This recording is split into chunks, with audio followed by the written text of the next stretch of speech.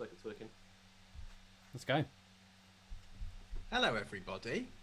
We're thankful for all of you who have chosen to spend your mac and cheese time, your NFL time, your college football time, and your family time, or in the UK, your Thursday evening, with us to hand out some awards. It's awards season, right? It's award season in baseball. We've had our Cy Youngs, we've had our MVPs, we've had our Silver Sluggers, our Golden Gloves, and now we've got the Bat Flips and Nerds Awards, the biggest ticket items of the whole winter.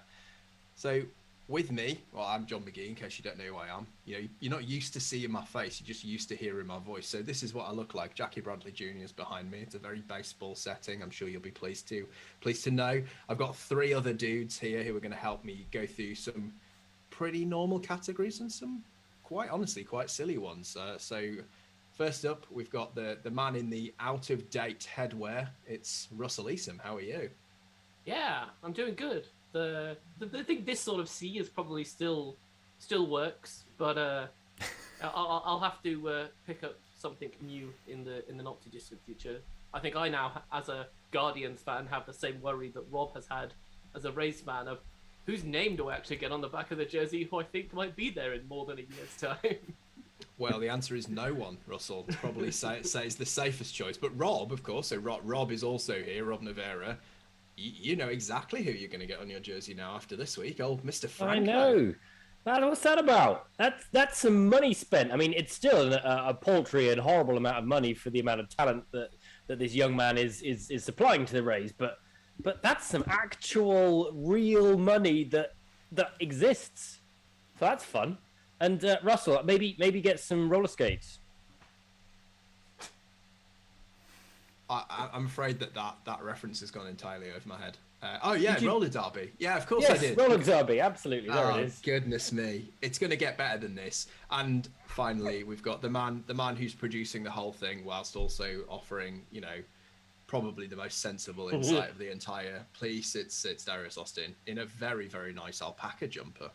Alpaca all the way from Ecuador. Yes, I'm here breaking the stream. Actually, everything seems to have worked first time today, which is a first, I think. So it's a first. Obviously something's going to go wrong now. I discovered last time that Periscope wasn't a thing anymore. So when I tried to push it to Twitter and YouTube, nothing happened. Everyone's like, it's not on Twitter. And I'm like, why is it not on Twitter? And someone's like, oh, Periscope doesn't exist now. So, oh, great. But we fixed that. We're crossing the Rubicon. We're on YouTube and also live in a Twitter space. I don't know if any of you is monitoring the Twitter space. I'm not, because much like Gav, I'm from the dark ages. So let's get rolling. We've got quite a few to get through. We're going to maybe stick around for about an hour. We're really happy to hear from you. Happy to get any comments either on YouTube or here in the space. We've got, I think it's a bit of a smorgasbord of awards, but we're going to start easy. You saw the absolutely beautiful award that we're giving out to people if you've been following us on Twitter and on Instagram this week. And the mock-up is the first award that we're going to be giving out this evening, which is the nicest face in Major League Baseball. And we're not quite sure how we're defining this, guys, are we? Do we mean kindest face or do we mean prettiest face? Does anyone have a view? I think my view is that unfortunately the two rarely meet. The pretty boys don't tend to be the friendly looking guys, so I don't know. I mean, I've got an answer for both, but I don't think the two of them really sort of travel together in the same sort of hemispheres of baseball. Well, Rob, you seem to have grabbed the conch here, so I'm gonna hand over to you right away. Give us the 2 nominees for nicest face, kindest and prettiest, and we'll make a democratic decision, I think. Okay, all right. So the nominees that I'm proposing here are Mr. Piercing Blue Eyes himself, Kevin Kiermaier, is the beautiful man. He keeps going there. Like, the contract's getting a bit iffy, but he's still gorgeous. It doesn't matter if he's not quite making those plays anymore. Whenever he does get on telly, I'm still looking, and I'm not just looking because of where he's caught something special. So I'm going for Kevin Kiermaier for my pretty man. And then if I'm going to go for a friendly face, it's my old friend Roundy Tellez, with his lovely, smiling, moony face. Like, who looks friendlier than Rowdy Tellez? I think no one is the truth. He's like There the it is. human. He's like the human version of Barney the dinosaur, isn't he? Does anyone have a? I mean, look, I'm going to put my chips in with Rowdy. Sorry, Kevin, you're a very handsome chap, but I think Rowdy Tellez has got the nicest face in MLB. Does anyone else disagree? Does anyone want to stump for Kevin Kiermaier out of those two choices? I think of those two choices, I'm going to go with Rowdy. I could submit other candidates, but I think he's a nice guy to give an award to, so why not? And I'm happy to make it a unanimous vote. Unanimous. There you go. So we didn't need to. I mean, I chipped in right away. We didn't need Shirley Ballas to give the casting vote this time. So there you go. The first award for the nicest face in MLB goes to Rowdy Tellez. How bloody lovely to start with such a joyous fellow as Rowdy Tellez. So the next award, we're going to get through these thick and fast. Some of them are going to have a bit more discussion than others. Is one that we advertised this morning that was going to be an award, and we're told by our friend Pete Brooksbank from Guardians UK that it was too soon. Well, it's not too soon. It's 5 years, Pete. We are going to talk about this. And we've got a Cleveland fan on the podcast. It's the Rajai Davis Award for Futile Contribution to Playoff Narrative 2021. So this is the person who, at the time, it felt like a seismically important event, going to shape the way that the playoffs are going to unfold. Oh my goodness, this is a great moment in baseball history. And it just kind of wasn't. So we've got 4 nominees. I don't know if have we got one each here. I believe we have. So who wants to go first? How about you, Russell? Yeah, so my nominee is Logan Webb. He pitched 2 games, a combined 14.2 innings, 17 strikeouts, and gave up 1 run. Just kind of, he only got like 4 runs of support from the game, and he only won 1 of those 2 games. When you think about it, like that's like utterly ridiculous. He was pitching probably the best pitcher of the whole postseason. even just doing 2 games, but Giants lost, and so there's probably, when we get to the start of next year, there'll only be a couple of Giants fans that will remember what happened. But boy, was he good. He certainly was. I think that's a good nominee. My only question is, did it feel like this is a seismic contribution to the narrative, other than just a very good player who unfortunately was there when his team didn't show up? We'll come on to that. That's my question against Logan. My potential question for Logan Webb. So Brewers pitching staff. Who wants to take ownership of that nomination? Yeah, that was my nomination, because the Brewers pitching staff, and specifically and only their pitching staff, did absolutely everything they were supposed to do, and a little bit more. They got through to they got into the postseason. They made an advancement, and then they came up against the Braves, who was supposed to be the weak team in. I mean, we all know how that finished, but they were supposed to be the weak team there, and the Brewers' brilliant pitching staff did exactly what they were supposed to do and held the Braves to very few runs throughout their entire series. Unfortunately, the rest of the Brewers went completely missing, and so I think the Brewers' pitching staff did absolutely everything you would expect and want a team to do to win the World Series. Unfortunately, they just lacked the other bit on the other side. So, poor Brewers. And I'll take mine next. So I'm gonna go for Eduardo Rodriguez's hazing of Carlos Correa with a time's up gesture when striking him out in Game 2 of the NLCS. That felt like a sort of defining moment. Boston wresting the initiative. You know, their best starter in the series. You know, putting Correa on his backside and giving him what for, and the Red Sox won that game and they were in the ascendancy. And then, you know, the next morning there was a lot of conversation about, you know, whether that was sportsmanlike, it was dominating the narrative, and the Red Sox didn't win a single game after that. And Alex Cora was very angry, and it didn't matter. So that felt to me like, you know, at the time, quite a big thing for about 4 hours, and then it wasn't. But I kind of wonder, and I don't know if I'm setting it up, the next one, which is yours, Darius, it feels like the clear clubhouse leader for me. I think we all felt this way at the time. When we look back at the postseason, we were like, this is one of the truly great moments, and it didn't actually matter at all. Randy Arozarena steals home in Game 1 of the ALDS. Just felt like the Rays were flying. Postseason hero was back. You know, it was all going their way. That was just the icing on the cake of a great win. And you thought, yeah, here come the Rays. You know, they're going to do it this year. They're going to go one step further and win the World Series. And, you know, a few days later, they were out. That was it. And, you know, Randy stole home, but it didn't matter. So I feel like that was probably the most exciting postseason moment, and it was all for nothing.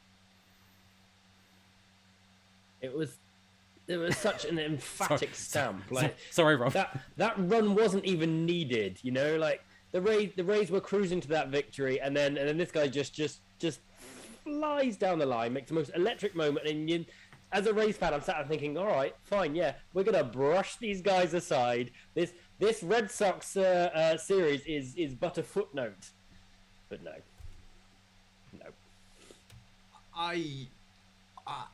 Russell, do you want to sort of speak up on behalf of either yours or anybody else's, because it feels very, very consensual so far, this.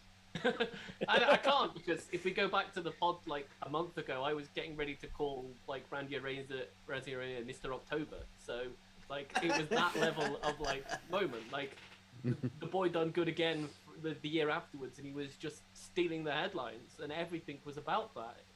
It wasn't until some ball hit some doofus's hip that we kind of changed the narrative slightly. So like it was amazing. And as a Cleveland fan who was awake at 4 a.m. to watch Roger Davis hit like that home run, like that energy that you have in that moment is the key thing, and probably why Randy wins this award. Yeah, okay, there you go. The Rajai Davis Award for futile contribution to playoff narrative 2021 goes to the already much decorated Randy Arozarena. I'm sure that he's going to hang this one next to his Rookie of the Year award and his NLCS. I don't have any canned applause, I'm afraid, so sorry about that. Hey, well done, Randy. So the next one is short and sweet. It should be self-explanatory for regular listeners to this podcast, which, as all of you will remember, was started by me and a certain other individual by the name of Tom Pringle, who latterly, gets all the reward for none of the effort. So this award is the Tom Pringle Award for high-profile sandbagging, and there's only one winner for this, given that Tom is, of course, very vocally a San Diego Padres fan. The winner of the Tom Pringle Award for high-profile sandbagging is Eric Hosmer, and he's a $171 million contract. Congratulations, Eric. Your name and Tom's will be forever bound by history. And I can't think of a greater coupling than that one. Happy birthday. I'm giving thanks for the fact that Eric Hosmer has allowed me to make that joke. So the next award is one that we're going to have a little bit more discussion about. And this one requires a little bit of explanation, unless you are very up on your bat flips and nerds Kremlinology. So it's the Will Cook Award for Consequential Cup of Coffee, which is nice if you can say it. I rather like the alliteration at the end of there. Will Cook, for those of you who don't know who he is, appeared on the very first episode of Bat Flips and Nerds alongside myself and Darius, and has subsequently appeared on a sum total of 0 episodes hereafter. This is going to be episode 270, not including a couple that never got a number. So Will joined us right at the start, and we had a very lovely conversation, and then never heard from him since. He probably feels like that was the right decision for him. I would argue that he was very right. But Will, of course, was there at the start, and had it not been for Will, there may not have been 270 episodes of this ridiculous podcast. So his cup of coffee on Bat Flips and Nerds was unquestionably incredibly consequential. So we are going to give this award in Will's honour. So this is for you, Will, and we've all got one each. So Darius, I'm going to throw to you first. Well, I suggested 3 of these, I think. Did you? But I'll take, but I'll take the one that I picked first, which is, I think it's Joanna Don. who made his major league debut on the very last day of the season. I'm sure many of you remember.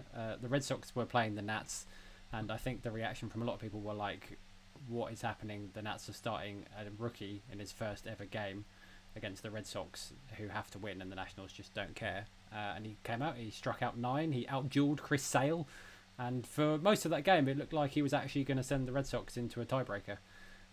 It didn't end up being that way. They mounted the late comeback, but I thought that was a pretty momentous major league debut in quite a inconsequential situation otherwise for the team. Okay, Russell, I'm gonna hand Anthony Goes to you, given your predilection for this type of fun. Yeah, like many people might kind of recognize the name, but when you make your kind of debut as a pitcher in the major leagues, you're kind of like, that's cool, that's amazing, like it's always good job, well done. That you then look at the name and pull up like Fangraphs or Baseball Reference, and you go, oh wait, this guy played in the majors 5 years ago. It's like his story is just brilliant. Like he even played for the US national team during the Olympics kind of like this year, and that was kind of one of the reasons we ended up kind of like getting like the way that he did. He pitches like phenomenally, and he put some good innings in for Cleveland towards the end of this season. So it's a ridiculous story. Like if you get the chance, do look it up. It's just, once again, it's one of those kind of moments of Major League Baseball where you kind of go like, is this real? Like, because once again, we got sports stranger than fiction, but it was just fantastic to see kind of him getting up to that top stage. And yeah, we may well see him again next year. I think we will. Rob, do you feel qualified to talk about O'Neill Cruz? Do you know who I that feel is? overly qualified to talk about O'Neill Cruz, the man who has a name that sounds like the love interest in a Mills and Boone novel, and he played for the Pirates. He played for the Pirates. So who was watching? I'll tell you who was watching. Absolutely nobody. But O'Neill Cruz came out and he smashed the ball 118-mile-an-hour exit velocity off his bat. That is Stanton S. Like, who is this guy? Was anybody watching? As we said, no. O'Neill Cruz blasted that thing at 118 miles an hour. That is a hugely hit ball that nobody saw coming because nobody knew he was there. So O'Neill Cruz is enormously high exit velocity, gets him a nomination for this award, I think. Excellent. And my choice, which we'll come to last, is a man who played a sum total of 3 games for the Boston Red Sox during their terrible COVID situation, where anyone who'd ever even heard of the game of baseball was getting on the field. And one of those individuals who has had a not totally terrible major league career is Taylor Motta, who had been DFA'd by the Rockies, not a good baseball team, and pitched up in Boston to help the patched up Red Sox for 3 games, within which he had 7 plate appearances and 1 appearance as a pinch runner. And he left Boston with an OPS as a Red Sox of 6.2 and a walk-off pinch run appearance, and also, incredibly, and this is my favourite part of the whole thing, 3 fielding errors in 3 games. Wasn't he ditched by a Korean team for being unfit and having a poor attitude? Yes, he was. In the 2019 series, he was fired after, I think, 6 weeks by the Kiwoom Heroes. And he's certainly my hero this season, Taylor Motta. I think that it is probably my favourite thing of the whole season in Major League Baseball. However, I kind of feel like Juan Adone might have the nod on this, because I remember having a conversation about who the heck this guy was, and he'd never pitched above high A. I don't know. Does anyone have any thoughts? Does anyone have any views strongly one way or the other? I quite like the Taylor Motta story, if I'm honest. I really do. The fact that he was so useless where he's come from, and it was crucial. This was the point of the season where it was pivotal. And I even think one of these games might have even been against the Rays, who were at the time they were the main sort of competition. And I think that the story is a little bit insane that this bloke was that good for such, and then disappeared, gone. Like they didn't even think, well, he started well, let's give him a crack. Nope, gone. That's it. So I quite like that one. Yeah, I think kind of like the consequential nature of like O'Neill Cruz's stuff is probably for fantasy players only, because I think they were the only people who probably cared about O'Neill Cruz, especially dynasty fantasy players who have probably been talking about this guy for years and that he's going to be amazing, but nobody actually gives a crap generally about Pirates prospects. So it's kind of don't really think about it. But there was a lot of oh my god when he hit that ball, because they were like, oh, we've all said he's got the power. We've all said he's got the power. I knew he's got like 80 grade power or whatever. He's going to be amazing.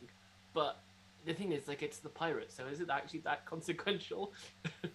Which is my thought why I kind of shift more towards yours, John.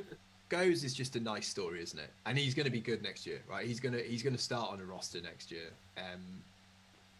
Okay, cool. I'm happy to take this one on your behalf, Taylor. I'm really, really pleased for you.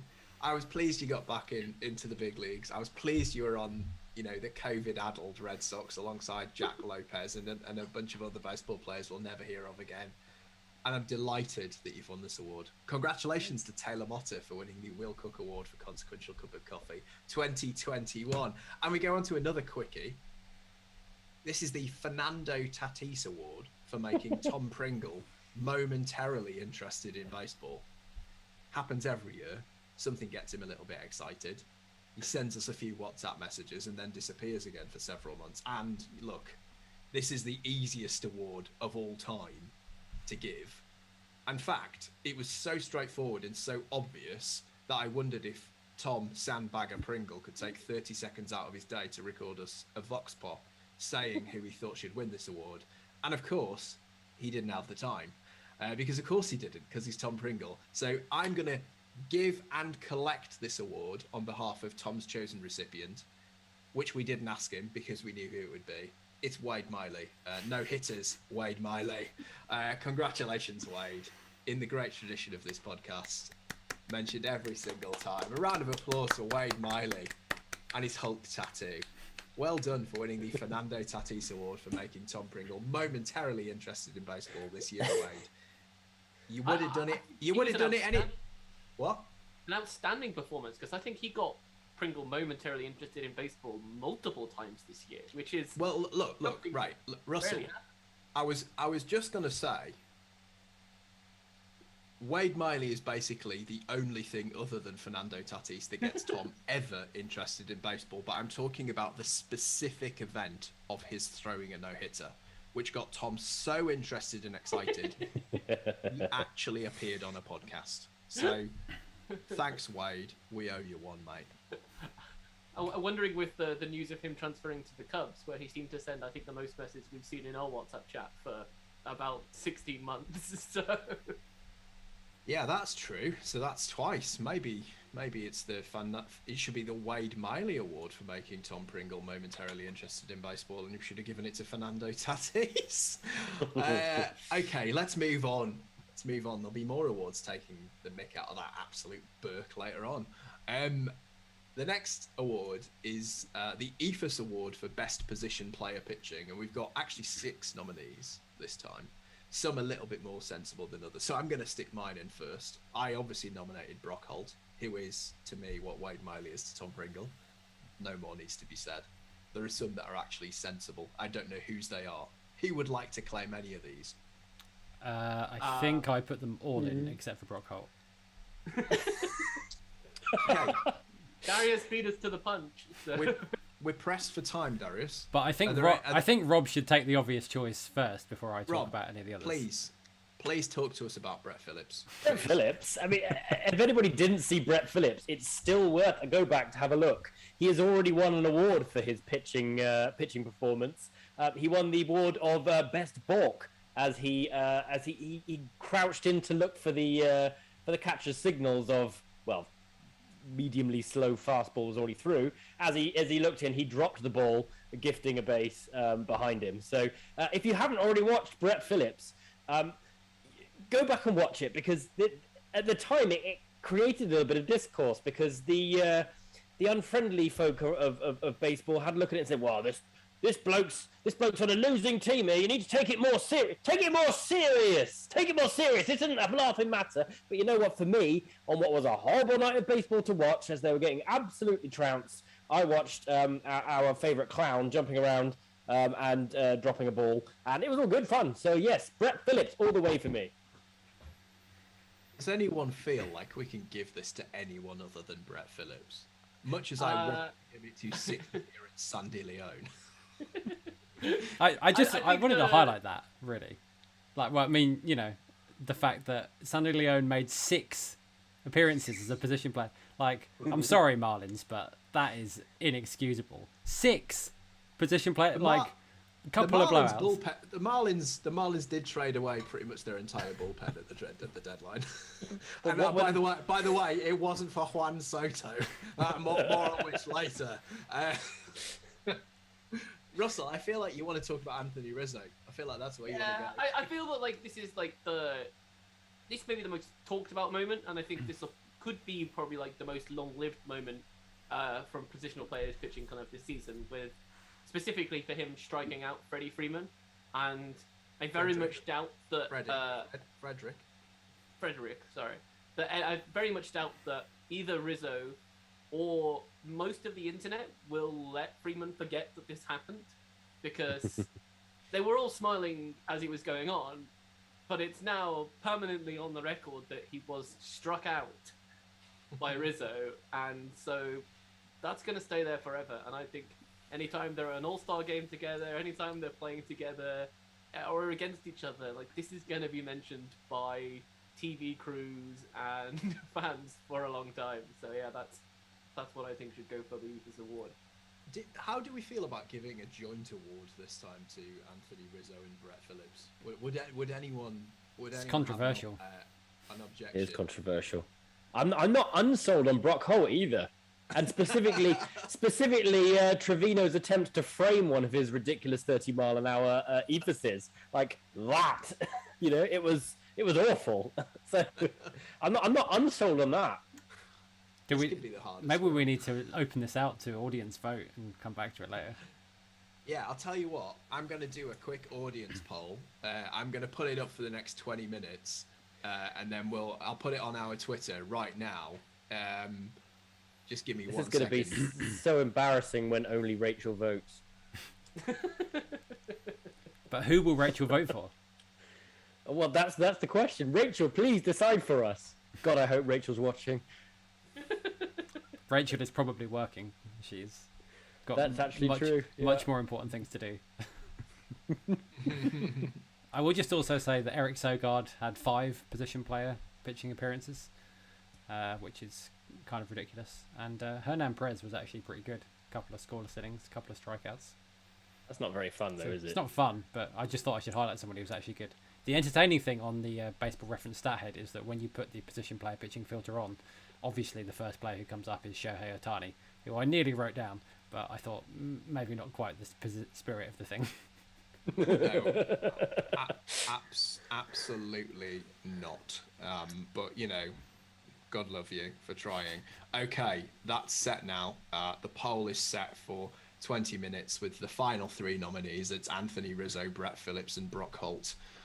Thank you, audience. We're asking the audience in the way that a famous quiz show did. So make sure that you tweet us and tell us who you'd like to win, and we'll announce that just before the end of the show. Next, another quick one. I've already alluded to it. Got to stop ruining these awards. They'd never let me run the Academy Awards. So the next award category is the Dan Clark Sports Award for Fictional Trade of the Year, which is awarded both to the trade itself and to the source for that trade. I'm assuming that you all know what that's in reference to. Dan Clark, Twitter's greatest insider. So the winner of the Dan Clark Sports Fictional Trade of the Year is Juan Soto to the Marlins, and the source for that trade, for those of you who don't know, is Miami Marlins UK. So congratulations to Miami Marlins UK and anyone in the Miami Marlins Twitter sphere, from Craig Mish down, who indulged that complete buffoon, whatever it was that he was playing at whilst doing that. And I think it's going to be the fictional trade of the off season as well. Everyone, I think we can make a strong prediction about what's going to happen in the off season. 2, there's 1, there's going to be a lockout. 2, that's going to be fictional trade of the off season. So there we go. On to the next one. And Darius, I think you're going to take on this one because you've got a bit of a quiz for us, haven't you? So the next award is the Baltimore Orioles Award for most anonymous starter of a Major League Baseball game in 2021. So Darius has provided us with a list of names. I think Russell actually provided the list of names. Oh, Russell did. So Darius can't. So this is a game for Rob and I, because Darius, you're doing. Regrettably, I have written about every one of these names apart from the fake ones. So. Yeah, you're. There's fake ones. Yeah, I've literally just noticed that there's fake ones. Oh Jesus. Rob and I were having a conversation about Chris Ellis at the start of this, and Russell kept a very straight face to the point where I thought Darius had written this list. This is the Baltimore Orioles Award for most anonymous starter in MLB in 2021, and the award nominees, some of which are false, are number 1, Chris Ellis, number 2, Spencer Watkins, number 3, Zach Lowther, number 4, Alexander Wells, number 5, Russell Eshelman, number 6, Dean Kramer. And Russell, are you putting another one in? No. You editing in real time? I think he's leant on his keyboard. And number 7, Mickey Janis. So Chris Ellis, Spencer Watkins, Zach Lowther, Alex Wells, Tom Eshelman, Dean Kramer, and Mickey Janis. Rob, I know that some of these are real. I don't know if you do. Are there? I know a couple of them are real. Are there any you think are fake? I mean, the really awful thing is that here, both you and I are fans of AL East teams, so presumably should have seen all, if not most of these guys. I mean, I am pausing on Alex Wells and Spencer Watkins, if I'm honest. John, have you got any ideas which ones you think are fake? So I know that both of those are real. So Alex Wells is Australian and has a twin brother called Lachlan, which is why I know. And I just know that Spencer Watkins is real. I think the only fake one is Chris Ellis.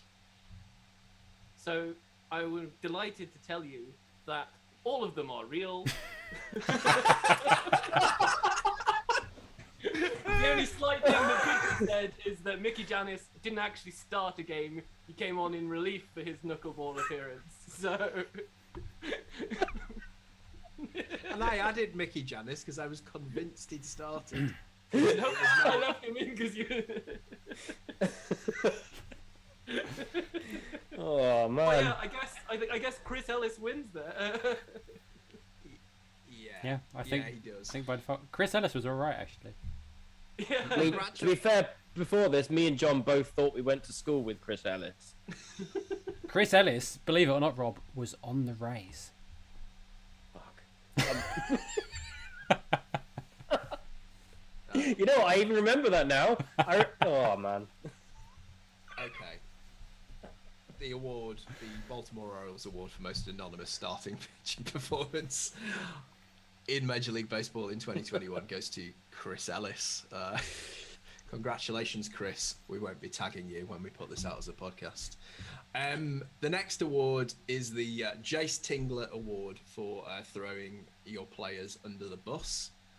And the nominees are Jace Tingler, unsurprisingly, Chris Woodward, who later retracted, so maybe we should have retracted his nomination. Alex Cora, for the aforementioned rant about Eduardo Rodriguez's time's up gesture towards Carlos Correa. Remember, at the time, it was felt to be very much playing into the narrative. And lastly, of course, Tony La Russa for the big mistake of Yermin Mercedes hitting a homer off a position player pitching. By the way, Willians Astudillo did not make the list, and that at the time felt very much like, I think we spent probably 45 minutes of a podcast talking about that. So sorry, Williams, for not even including you in our list of very bad position players pitching. So, Rob, I'm going to go to you first because you picked Alex Cora.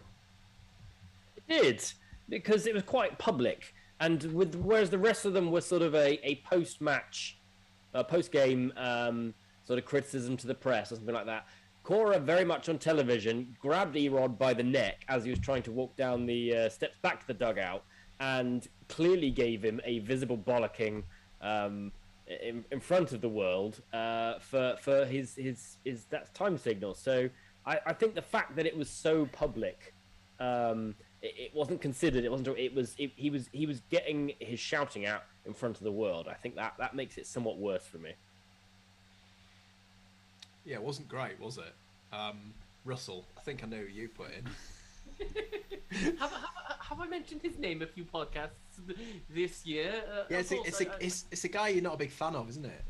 No, I mentioned this at the time, but the concept of being upset at somebody hitting a home run when you are 10 runs up and the count is 3-0 has some possible merit in a very, very minutiae existence.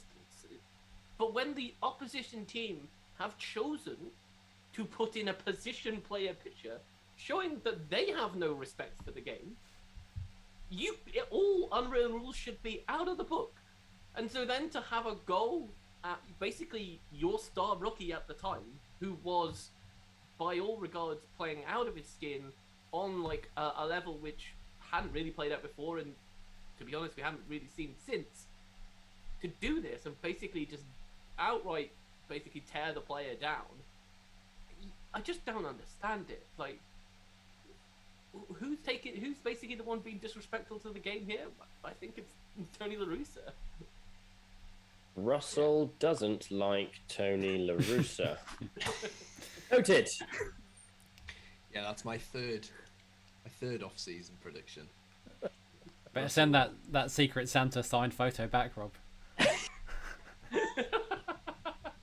I've got my Secret Santas in this drawer.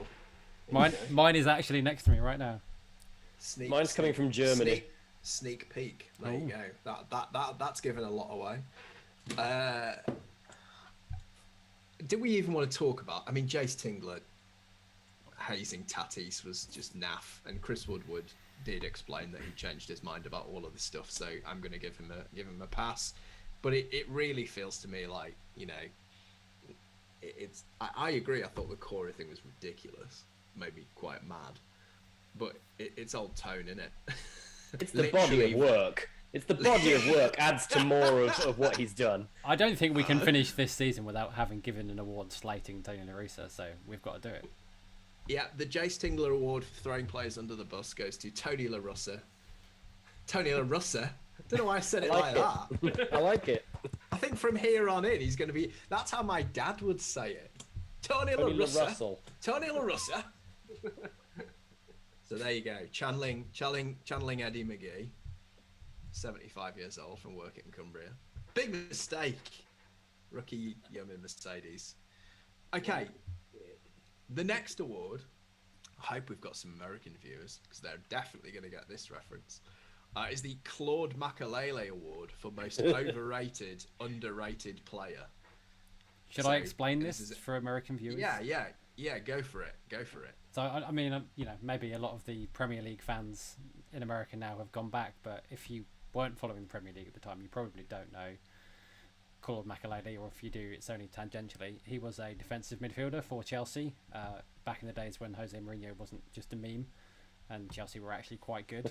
And sort of early on, he was actually underrated. Everybody would talk about the attacking players on the team, and you know, Frank Lampard and Didier Drogba and Arjen Robben and that.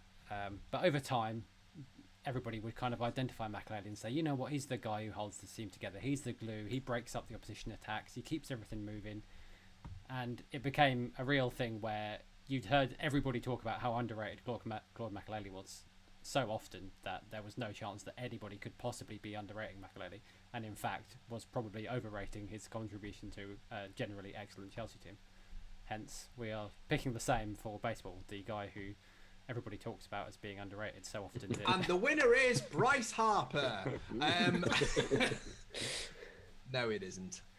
Bryce Harper is obviously incredible at baseball. We've got a good list here. I don't know who's a who's. We didn't tag all of these whilst we were pulling these together during the course of the day, but there are some names that are going to really, really get people's backs up, and that's the point.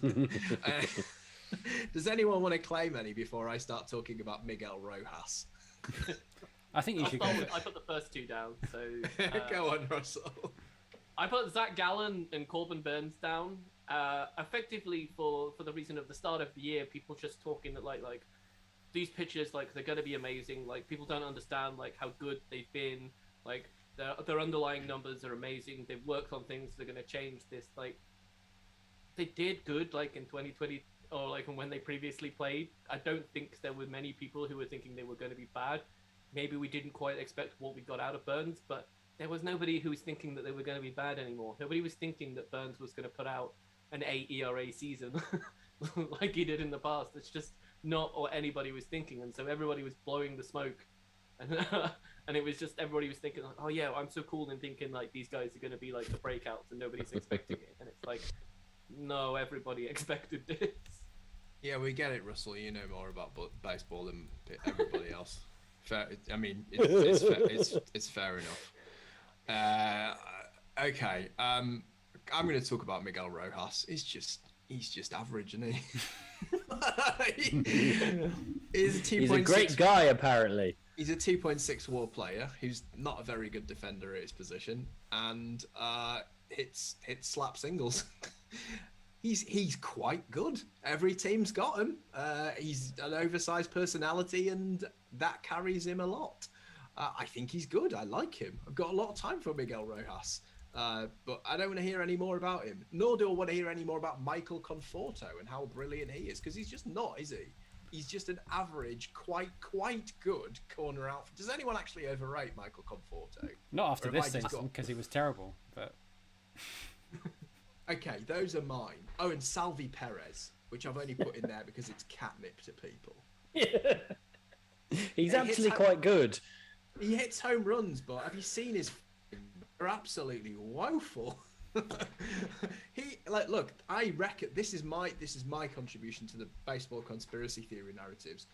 There were strike zones because everyone loves Salvi Perez and they need to redeem him.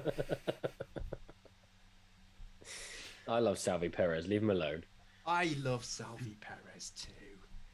He would be in with the nicest face, I reckon. I think that would win. He does have a nice face. Yeah.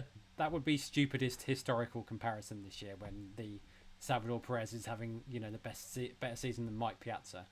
That was like, guys, go and have a look at what Mike Piazza did, because like he hit a bunch of home runs. Okay, it was a really great season for a catcher. Salvador Perez is not Mike Piazza. I mean, and it wasn't. It was probably like the third best season for a catcher. Anyway, Buster Posey had a better season than Salvador Perez. Everybody, just so you know. Exactly. Yes, and so did JT Realmuto, because it's just what he does. Whose was Jose Iglesias? I love that pick. That was me. I just thought, I'm trying to think of like a guy who hits for some batting average. He makes great defensive looking plays. And then I thought, well, Iglesias does that. And then he also went to the Red Sox and was just like red hot for a month. And he became like a myth, didn't he? He became the myth, yeah. The myth. And then he couldn't play in the postseason, so he was just like this glorified mascot. And I'm like, are there just loads of people out there who think like that Jose Iglesias is great now instead of like a really bad hitting shortstop who, yeah, okay, makes some flashy defensive plays, but actually isn't that good a defender anymore? So that was one thing. But I kind of wanted to pick Austin Riley because I can't tell you how many articles I read complaining about how Austin Riley was getting underrated on the MVP ballot. Austin Riley had a great season, fine. He hit a bunch of dingers. He played decent third base. But, like, who are you putting Austin Riley above? I know some of the MVP ballots were terrible, but, like, there weren't a bunch of guys... Mike Zunino got a vote. Mike Zunino got a vote. Mike Zunino hit a bunch of home runs. Maybe people just like home runs. But, Austin Riley has been, I think, properly rated this season. Absolutely fine. Nice breakout. How are we going to choose this? I feel like this could be a bun fight. Is there? I don't really have a horse in this race. So I'm going to step out. I've got next year's, and I think that's Mark Canna, because my God, I'm already sick of people talking about how diverse he is and how brilliant he can play everywhere. All right, we get it. But I don't really have a horse in this race, so I think I have to step out of this one. That's a great shout, actually. Yeah.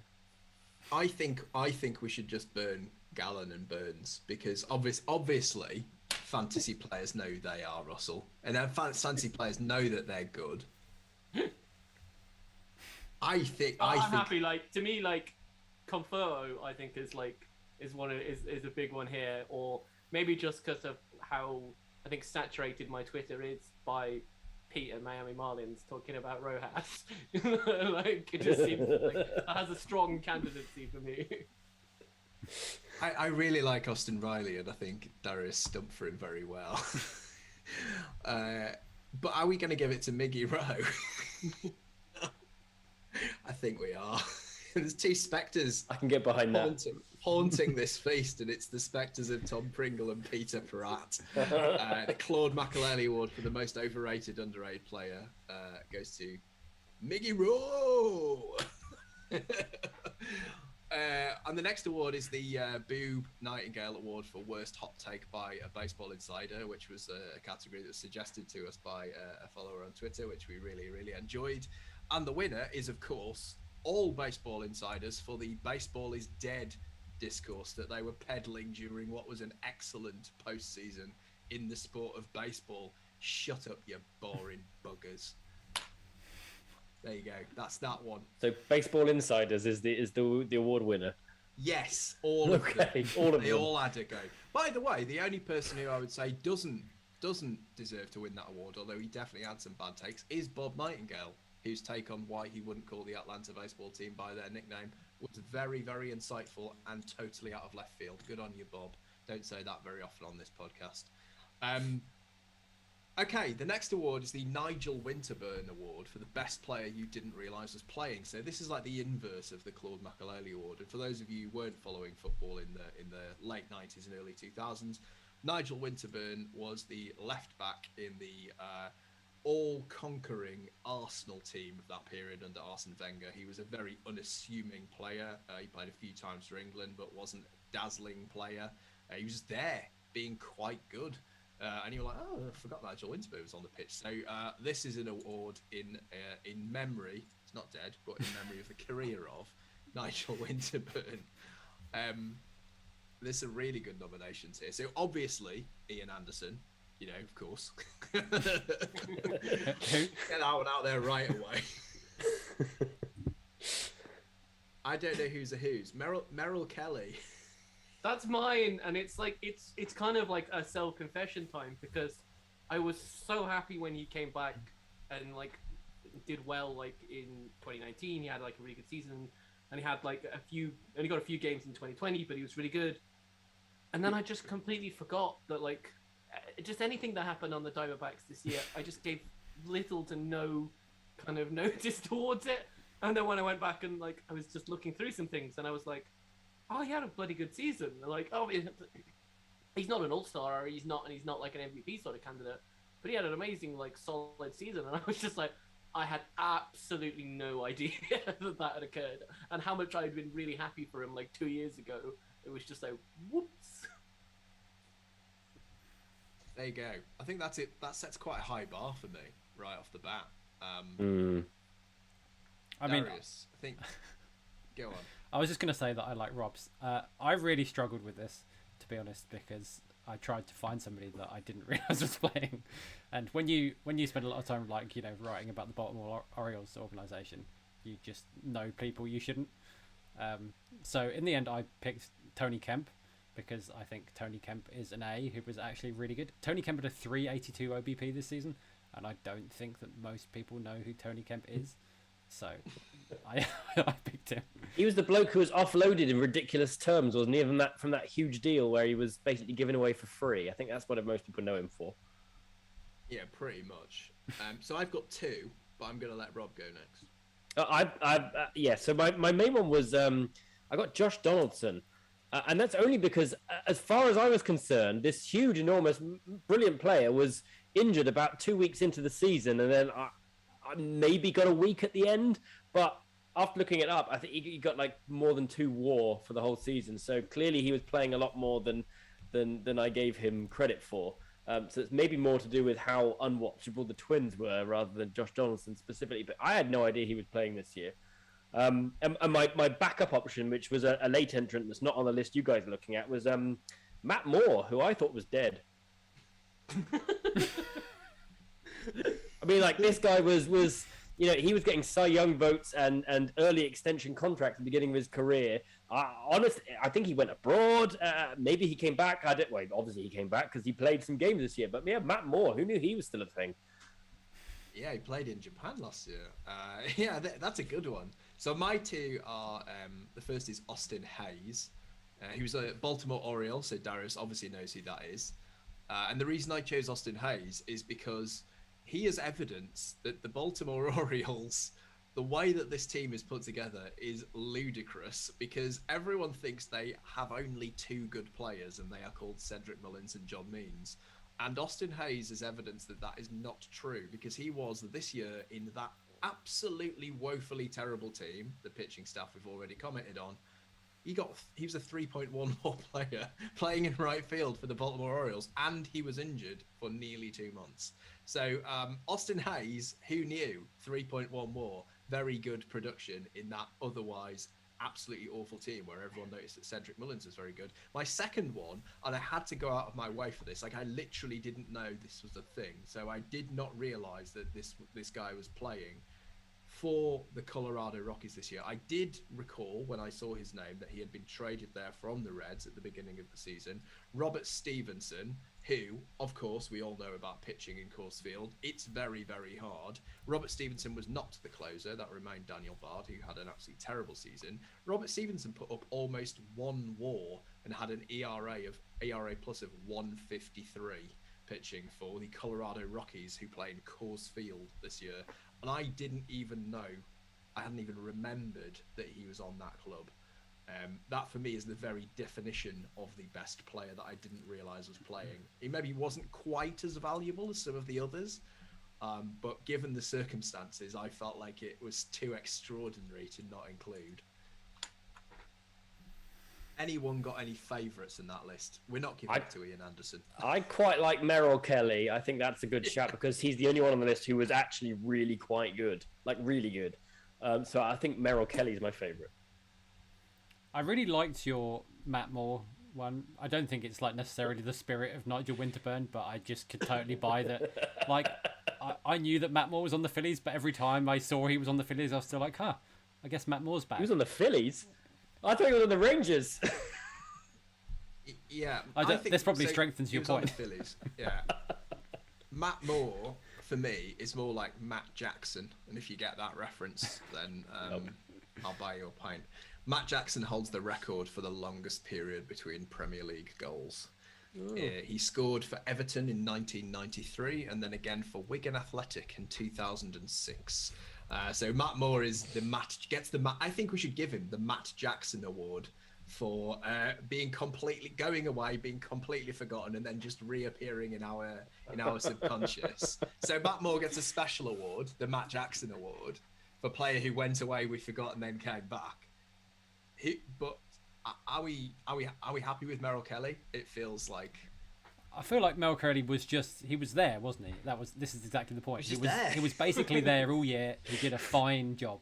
That's what we were looking for, and nobody really noticed. So I think it's Merrill Kelly. Well done, Merrill.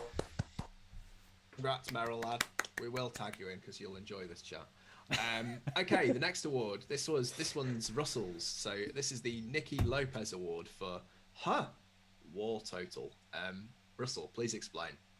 Yeah, so you get to the end of the year and you know some players have done well, and you know some players have had good seasons, and you know some players have had bad seasons. And I watch a fair amount of the American League Central because it's the team that I support is in there, and I knew Nicky Lopez had got some stolen bases, and so therefore people were interested in him.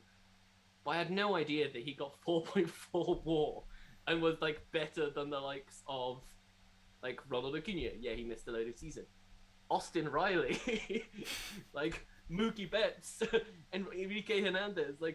Some of these people that have been mentioned in higher echelons for different reasons, like Justin Turner, Nolan Arenado. It was I just couldn't believe it when I when I looked at it, and so it's like better than Mookie Betts. Why are there even other nominees for this award? Why is this award not just going to Nicky Lopez? because once I started to like look, like, because you look at the top of the leaderboards, and I look at other things, and I don't really look at the WAR leaderboard for anybody like in the middle or probably outside of the top 30, because I care more about the individual stats when I'm looking at kind of like players and different things. So I don't usually get on like the second page for Fangraphs for WAR for the season. And when you start to look like on that page, and I think pretty much everybody who I gave a vote for, apart from one to myself, you go like Ty France, like Jaime Candelario, Tyler Merley, and Chris Flexen all had more than 3 WAR this season by Fangraphs method. And I couldn't believe that was the case, because I don't remember any of the fans for those teams kind of like talking them up at any point. And I don't know if it's just because they are Can I say, I think people were very, very surprised at how good Chris Flexen was. Like, because he was quite good in Korea, but had been rubbish for the Mets. I definitely read some opinions like, oh, hasn't Chris Flexen been a pleasant surprise? Like, I wouldn't have said he had more than 3 WAR. That one feels like, amongst the others, the weakest of this list to me. Yeah, just that was, once again, that's another one where it's like I feel like I just missed it. Like whatever was going on just didn't grab my attention to know that he was doing well. And yeah, obviously, like, we can't have an award like this without talking about Wade Miley as well. So I put Miley on, and he's not as good by Fangraphs, all right. But for a long time, wasn't he leading Baseball Reference WAR for a while? Yeah, just because he had a really low ERA, and like there were just every day on Twitter I see somebody going, "Why, like, WAR is rubbish? Why is Wade Miley first?" Like that to me is like the like people were saying Wade Miley like literally every day of the season. Yeah. I feel like this is a 2-horse race, and the 2 horses are Wade Miley or Nicky Lopez. And I feel like Wade Miley's only in there because of, you know, pre-existing conditions. To borrow a phrase that you Americans know all about and we don't care about. I think we've got to give this award to Nicky Lopez. So the Nicky Lopez award for WAR total 2021 goes to Nicky Lopez, obviously. Okay, the next award needs a little bit of explanation. So this is the Ben Carter Award for Imaginary Rangers Reliever. So, Ben Carter, who you all know and love, our friend, also appears on Bat Flips and Nerds occasionally, quite often, more often than Tom Pringle anyway. He admitted to us a few months ago that he had a dream about a Rangers reliever, and he named him, and he wasn't real. He'd made him up and convinced himself that this was a real baseball player who he met in his dream. So this award is in honor of Ben's dream about a Rangers reliever that he'd literally invented. So we've also invented some Rangers relievers, and we're going to give one of them an award. There. So, Rob, I'm going to go to you first. I've keenly followed the. He didn't have a great season, but Austin Murica was he had a really hot fastball, but he had no control. So yeah, Austin Murica is my pitch here. Excellent. And Darius? Well, I can't believe you missed the season of Chad Ranch, ground ball specialist. 73% ground ball rate. Just spams sinkers over and over again. Big beard, drives truck. He's got truck nuts on his truck, obviously, and some horns at the front. Chad Ranch. Are you sure that's not Andrew Chafin? His nuts are chafing. So yeah, I'd like to talk to you about Stetson Brubeck, whose sinker is so amazing that Pitching Ninja nicknamed it the Philly.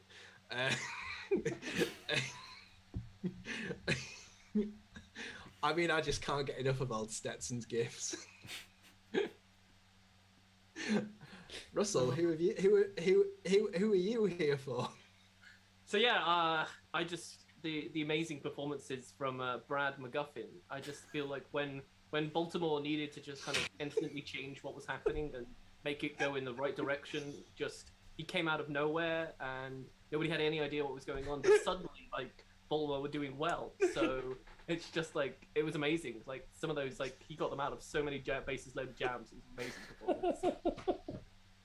Yeah, there was a lot of sleight of hand going on whenever Brad came in, wasn't there? It's almost like people were being told to look one way and facing the other. Especially as he played for Baltimore, apparently. Yeah, it was. I mean, that's a plot device if ever there was one. This Rangers reliever played for the Orioles.